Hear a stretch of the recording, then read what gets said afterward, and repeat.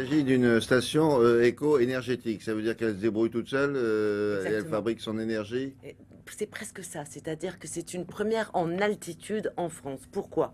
Parce que généralement les régions montagneuses sont froides, donc ont besoin d'être bien chauffées et sont difficilement accessibles. Donc en règle générale, à la montagne, on se chauffe au fioul qui se transporte facilement Hmm. ou alors avec des petits poêles à bois. Là, il s'agit d'un réseau de chaleur, c'est-à-dire un chauffage central à l'échelle d'une ville. En l'occurrence, c'est une centaine de commerces et une cinquantaine d'immeubles.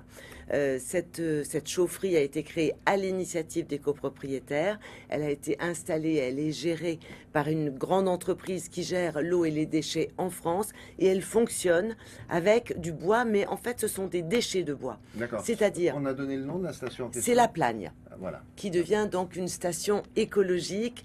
Ça fonctionne avec, quand je dis des résidus de bois, c'est par exemple, vous savez, les palettes en bois qui servent à acheminer les produits alimentaires, et ces espèces de plaques de bois, avec ça. Ou alors des déchets, des scieries locales, donc ça fait fonctionner le commerce local. Évidemment, la facture d'énergie est plus basse et surtout, on gagne en émissions de CO2. Qu'est-ce que ça veut dire? Qu'on gagne par exemple l'équivalent de 700 tours du monde en voiture en CO2, car on ne se chauffe plus au fioul. C'est de la vapeur d'eau qui sort des cheminées. Donc c'est une station belle, blanche, propre, écologique. Avec une piscine. Ah ben oui, oui, oui, oui. C'est une piscine, ça, non? Alors, nous nous sommes rendus à une piscine qui fait peut-être patinoire l'hiver aussi. Parce qu'à la montagne, généralement, Ah, il fait ça, là. un petit peu froid. Ça doit être piscine fermée pendant l'hiver quand même, généralement. Alors, sur place, nous avons rencontré donc Oui. le responsable de ce réseau de C'est chaleur. bien. Nous avons rencontré le responsable d'une association qui a pour but d'expliquer ce qu'est un réseau de chaleur, ce fameux chauffage central. Et puis le syndicat des copropriétaires qui est à l'initiative de ce procédé.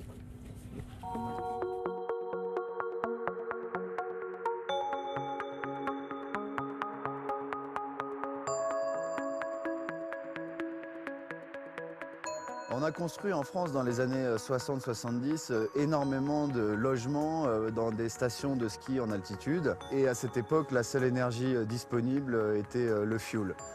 40 ans plus tard, ces stations font face à un besoin de travaux d'économie d'énergie et de remplacer ces énergies obsolètes par des énergies plus propres et moins chères, et en l'occurrence le bois énergie. C'est une chaufferie au bois qui a été retenue parce qu'elle était moins chère et plus écologique. Le gain visuel, c'est que vous voyez ce magnifique panache blanc à l'entrée de la station, alors qu'auparavant, on avait une grande cheminée qui faisait un panache noir avec la chaufferie que l'on avait au fioul. Le bois donc est acheminé par camion. Il est brûlé à l'intérieur d'une chaudière, puis l'énergie produite par cette chaudière est distribuée sur l'ensemble de la station. Quand le camion arrive, on regarde d'abord la provenance du bois. Puis, durant le déchargement, on fait des contrôles, des analyses pour s'assurer que le bois est conforme. Un bois de qualité, c'est un bois qui n'est pas trop humide, qui n'a pas trop de poussière et qui répond à nos exigences qualité pour que la chaudière fonctionne parfaitement. Ce bois est issu essentiellement de la Savoie. Il est composé à 80% de palettes alimentaires et 20% de bois forestier issu des déchets des scieries. Ce qui sort de la cheminée, c'est de la vapeur d'eau. Chaque année, grâce à cette chaufferie, 4000 tonnes de CO2 ne sont plus rejetées dans l'atmosphère. La quasi-totalité des infrastructures de la station, c'est-à-dire une cinquantaine d'immeubles, 90 bâtiments et services, une école, 7000 lits, sont alimentés par cette chaufferie en eau chaude sanitaire et en chauffage urbain. Nous avons pour un appartement moyen un gain d'environ 20% en euros par rapport au coût que l'on avait avec la chaufferie fioul. Ce type de réalisation exemplaire est reproductible et on évalue d'ailleurs que les 20 plus grandes stations françaises peuvent s'équiper de ce type d'installation.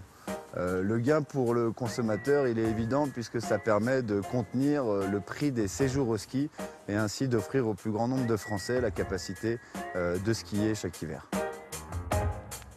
Et ça coûte moins cher. Et ça coûte moins cher, 20% sur la facture d'énergie. Alors, à terme, ce type de procédé pourrait se développer à d'autres stations. C'est pas facile, à 2000 mètres d'altitude. Et donc, à terme, qu'est-ce que ça veut dire? Que peut-être les prix des locations pourraient un peu baisser. Oula! Ah ben oui, non, mais à terme, il faut attendre que ça soit rentabilisé, ce Ils projet. vous appelleront tout à l'heure. Merci beaucoup. On fait un point sur la circulation volontiers et la météo juste après.